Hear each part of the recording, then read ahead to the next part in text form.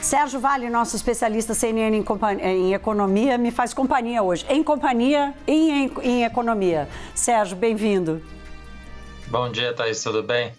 Que bom tê-lo aqui comigo. Sérgio, eu quero passar rapidamente aqui pela Petrobras, não falando sobre a governança da companhia, mas falando sobre as últimas decisões que ela tomou, porque se tem um lado enxergando uma clara interferência política com essa insistência de nomes políticos para o Conselho, há também uma percepção de que a política de preços funcionou e o ambiente foi propício para essas reduções, né?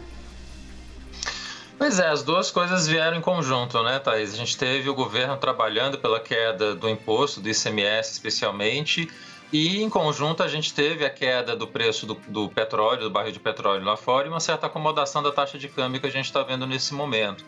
Então essas duas coisas em conjunto ajudaram muito essa queda de preços de combustíveis que a gente está vendo agora, especialmente de gasolina, e que está ajudando essa deflação que a gente viu em julho e essa deflação que provavelmente a gente vai ter de novo em agosto.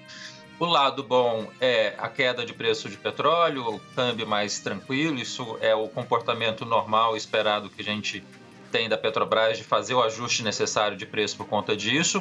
A incerteza toda continua em relação aos cortes de tributos que foram feitos, né? São temporários, você vai eventualmente ter uma discussão se vão permanecer ou não, e você tem todo um risco fiscal à frente que foi criado por conta disso. Então o governo acabou tendo esse benefício duplo com uma incorreção que foi feita de como foi colocado o corte de tributo no início.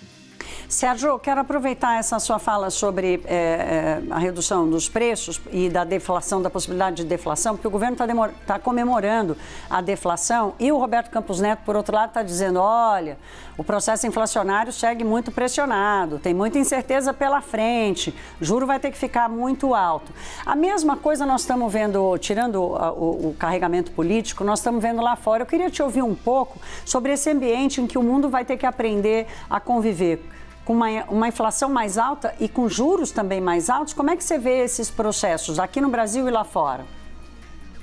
Pois é, não tem muito jeito, né, Thaís? A gente está passando por um duplo processo crítico nos últimos 3 anos da pandemia, em conjunto com a guerra da Ucrânia esse ano, sem falar também nas pressões de demanda que a gente viu acontecer nesse período, né, com os gastos fiscais meritórios necessários para combater a pandemia, mas que acabaram ajudando também nesse processo inflacionário. Mas a verdade é que a gente tem essa inflação num patamar muito elevado aqui e lá fora e não tem alternativa, né? O Banco Central aqui teve que subir juros com essa intensidade para cortar a expectativa de inflação futura.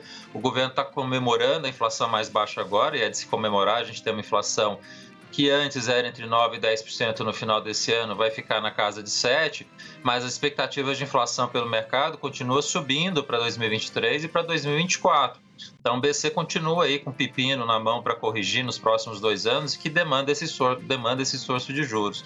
Nos Estados Unidos, na Europa, é a mesma coisa, e até com uns sinais até mais preocupantes, né, Thaís? Porque a gente olha para frente, tem o inverno, especialmente para a Europa, pode ser bastante complicado por conta do gás natural, que a gente está vendo subir com intensidade nos últimos meses, e a gente vê um cenário de que a taxa de juros vai ter que continuar subindo nos Estados Unidos e na Europa, e aumenta a chance e o risco de você ter uma recessão à frente. Então, tem uma inflação que precisa ser combatida, e para ser combatida precisa subir juros nessa intensidade que a gente está vendo agora, com essa consequência possível de uma recessão americana e europeia no ano que vem, que acaba nos afetando, né, Thaís? Recessão lá fora, no início de governo, não vai ser um bom início de mandato para quem quer que seja ano que vem.